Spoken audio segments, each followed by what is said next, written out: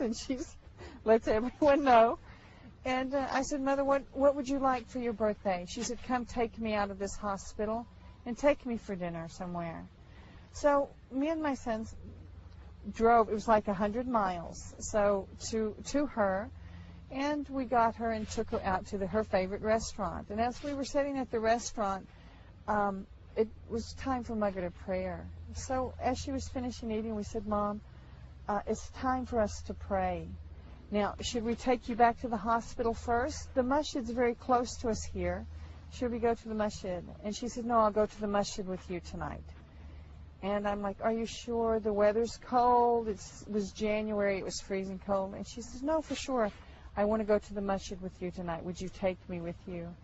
And so we went to the masjid. It was very cold Louisiana night. It was raining and a little bit of sleet coming, ice with the rain. And we just wrapped her up. And I had bought her this beautiful shawl that it had hand embroidery on it. And it was a nice, beautiful wool color. And she was wearing it wrapped around her head like a scarf, because I told her if you go in the masjid, you have to cover your head. So she had it wrapped up nicely like a hijab. And we went inside the imam's office and set her. We went and prayed. When we come back, the imam was talking with her. And subhanAllah, discussing Islam. And when I remember coming into the room, he was like, well, do you believe in one God? She says, of course I believe in one God. Do you think I believe in more than one God? No, I only believe in one God. He asked, do you believe that Muhammad is the prophet, last prophet and messenger of God? And she said, yes, I believe in Muhammad. And he said, well, then why don't you take your shahada? She said, I'll take my shahada now.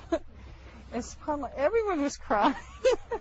There wasn't many people, but the few that were there, even the imam, he said, you know, I wouldn't take $1 million. تعلمت سناء أن تسأل الخالق وتتقرب إليه في حياتها وخصوصا عند الحاجة فهو سبحانه المعطي. Another, you know, throughout my life and times that I've had confirmation that Islam is the right way. There was, in 1995, I was diagnosed with cancer. And there was a long period of time where I literally went from doctor to doctor for them trying to find out what was wrong with me. And after 2 or 3 months, I found one doctor, and she said, oh, I see your problem. You know, she took some biopsies, and she called me the next morning, and she said, you have this type of cancer. And so it was, I had a new baby. He was a few months old. And I was so sad. I was just thinking, oh, subhanAllah, here I am sick now, and I have this baby. And it was after the Dhuhr prayer, I went, and I spent most of my day praying, because just for God to give me some direction. And when I went to sleep at the Dhuhr time, after the Dhuhr prayer, I had a dream that I saw this, there was a man, he was maybe like 10 feet in front of me, and he was knelt down, and he was eating, you know, some dates. And as he would eat, he'd put the seed, and he'd take another date. And I was wondering, what am I sitting watching this man for? And as I was standing there, Rasulullah, sallallahu alaihi wasallam, came to my back. He was right here. I could like see his face in my peripheral vision. And he said, Sanaa, do you know who this is?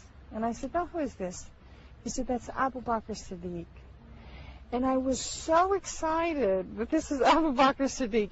I don't realize this is Rasulullah speaking with me.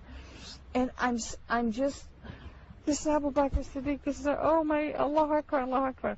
And then Rasulullah kept telling me his whole life he gave to the people. His whole life he gave.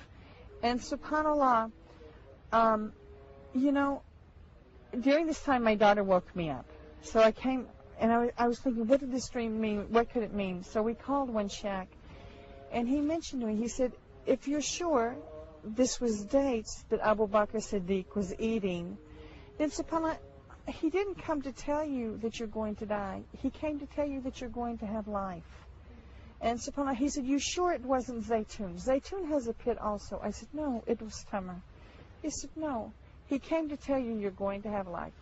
And subhanAllah, they found many complications with my cancer, from my throat to 4 tumors in my lungs But subhanAllah, when I went to America, they were confirmed here by tissue samples, by specimens. We sent them to America and they were confirmed. When I went there, I had the initial surgery. And subhanAllah, by the time they took it out, they said it was finished. SubhanAllah, Allah cured me, you know. Had 2 confirmations and positive biopsy specimens, and Allah decided to cure me. Alhamdulillah. So SubhanAllah, His dream to me meant that, Alhamdulillah, He would give me life, and did. SubhanAllah. خلق الله تعالى البشر لعبادته، وأينما وجد المسلم فهو داعية للدين الحق. In closing, there's just a couple of things, advices that I would like to say. In America, we had many chances to make a dawah, and subhanAllah, there were so many converts while we were in Denver of people.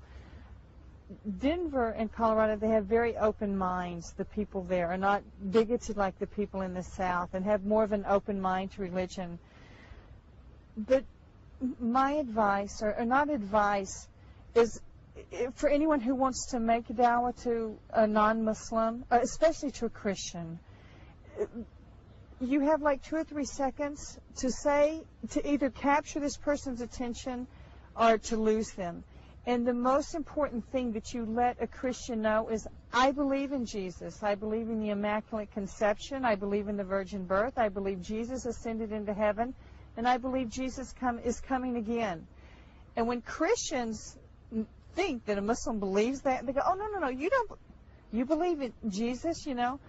And when you tell them, we believe in more miracles of Jesus than you do as a Christian, you know, then their mind is opened more into studying about Islam and to studying the beauty of Islam.